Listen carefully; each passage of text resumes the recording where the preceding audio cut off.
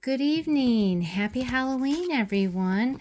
Welcome to Talk Tarot and More with Nancy.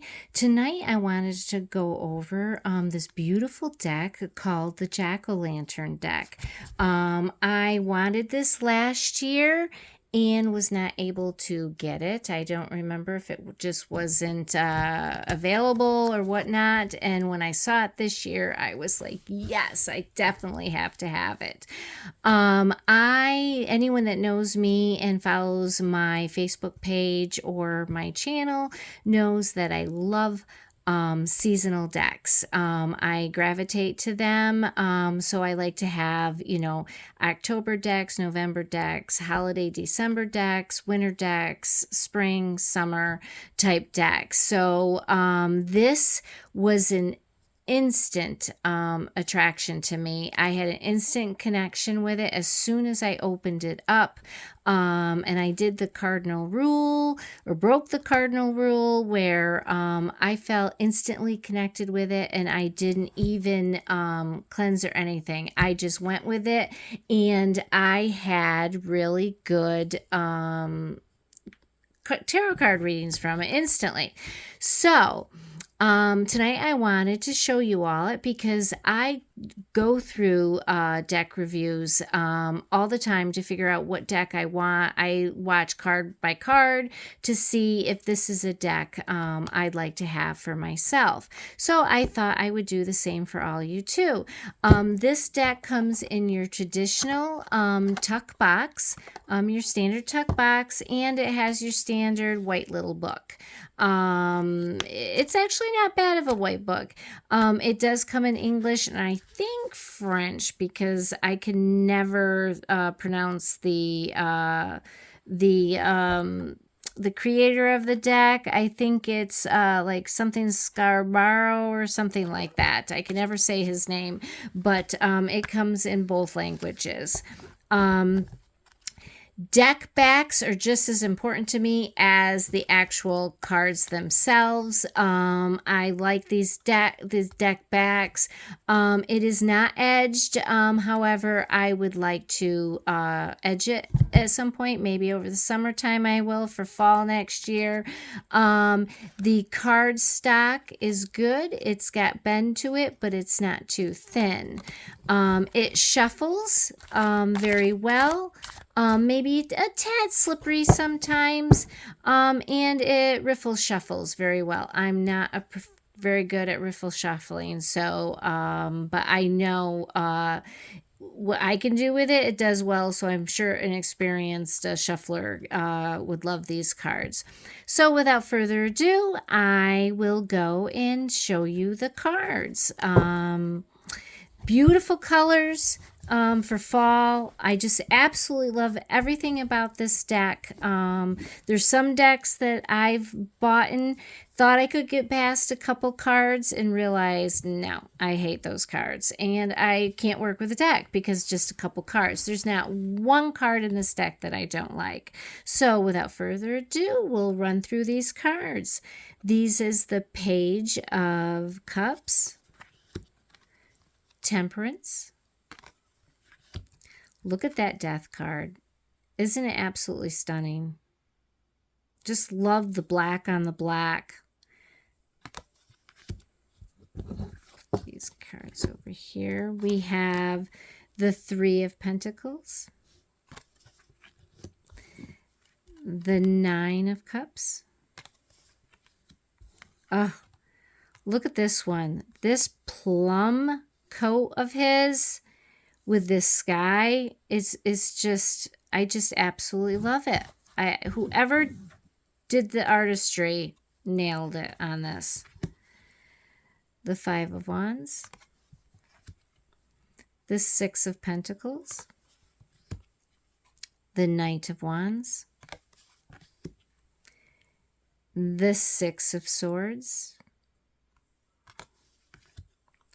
the Seven of Wands. Love how they add the little skull details on top of the wands. The Queen of Pentacles, the High Priestess, the Knight of Pentacles, flying on a dragon instead of a horse. I'm very much a Rider Waite based tarot girl. And this stays very true to form to it. So this is, I was very ecstatic. It stayed to that format. The Hangman, look at all the little vines and the detail. The Four of Wands. The Devil, a little bit of a gargoyle creepishness to that one. Queen of Swords. Eight of Pentacles. The Ace of Swords. The Emperor. The Four of Cups. I love the balance that they have with tying in the Halloweenish tone to it and keeping the Rider-Waite style, you know, the format, the system. The Ten of Pentacles. The Sun. The Seven of Pentacles. The Two of Pentacles, trying to balance that, plus, you know, the pumpkin on its foot. The Four of Swords. The Eight of Swords. Ace of Pentacles. The Five of Pentacles. The Two of Wands. Again, I love the skulls on the top, you know. And I love how the wands have the blooms, you know what I mean? So there's growth. The Ten of Swords. The colors in this is just absolutely stunning.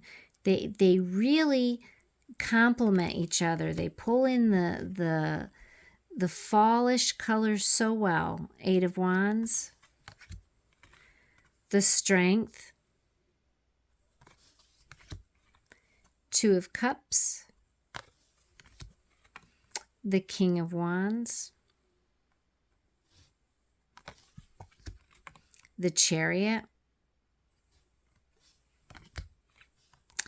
The King of Swords. Four of Pentacles.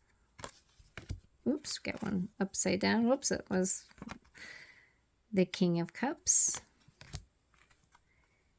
Page of Wands. It's kind of neat. I think that's a girl. Usually pages are boys, so that was kind of different. Page of Pentacles. Three of Swords. I like this one because it isn't... Three of Swords could also be not letting go of trauma and things like this. So since Swords is all about your intellect, you know, what's in your head thinking. So this kind of gives you an alternative intuition nod versus then just plain heartbreak with a traditional heart that you get for the Swords, for the Three of Swords. The Queen of Wands. The World. Not a big fan of nudity, but I understand the meaning behind it. Ace of Wands. But I know a lot of cards, you know, most traditional Rider-Waite cards have the nudity. The Knight of Cups. Three of Wands. This is one of my favorites. I just love the artistry in this. I like how there's no face. The Three of Cups. The Page of Swords. Five of Swords. The Lovers. Look at this moon. Holy smokes. I mean, every time I see it, I mean, the lobster. I mean, you always get the lobster in it, but this is just, I'm not into lobsters, but this is stunning. The building is like the old Dracula coffin. The sun or the moon is kind of like a sugar skull kind of face in it. Absolutely beautiful. And I know a lot of readers will pick a deck based on the moon card. So that's beautiful. The Empress, Judgment. I mean, the person that did the artistry and the colors just really nailed it. The Star. Look at that tower. Not that I ever want to pull a tower, but that is very good tower. My cards are trying to sneak back. The Magician. The Justice. Ten of Cups. The Queen of Cups. Love that owl in the background. Absolutely love that. Love the big fluffy clouds. This one almost looks like a heart. The Nine of Pentacles. The Seven of Cups. A lot of nice detail with all this. Nice pictures. The Hierophant. The Two of Swords.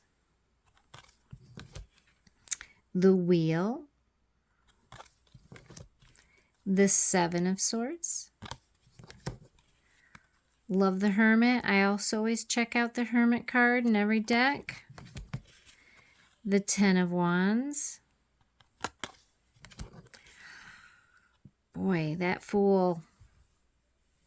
Really love it. Instead of an actual, you got the pumpkin head. Like I said, I love the mix they have between the reality and the Halloweenish aspects of the deck. The King of Pentacles. Nine of Wands. Six of Wands. The Knight of Swords. If I had to have one thing negative to say about this card, I would have to say that this Knight of Swords doesn't really depict the standard Knight of Swords, where, the traditional Knight of Swords, he's charging in, ball to the wall kind of, feeling. Where this one, if you weren't an experienced reader, you might not get that with this one. But still, in all, it's a beautiful card. I love how, it's got the owl and it's got the pumpkin. But still, if that was probably the only card I would have to say something about, it would be that card. And then the Six of Cups. Well, there you have it. This is the Jack-o'-lantern tarot. I purchased mine on Amazon, and it absolutely love it. I highly recommend it. I would definitely, purchase this if I were you. Add it to your repertoire of tarot decks. I know we all collect them. I'm sad to see this get put away for another year, but I will be happy to see it next fall. So thank you so much for joining me. If you have any questions or comments, always free to let me know. And until next deck review, thank you. Bye.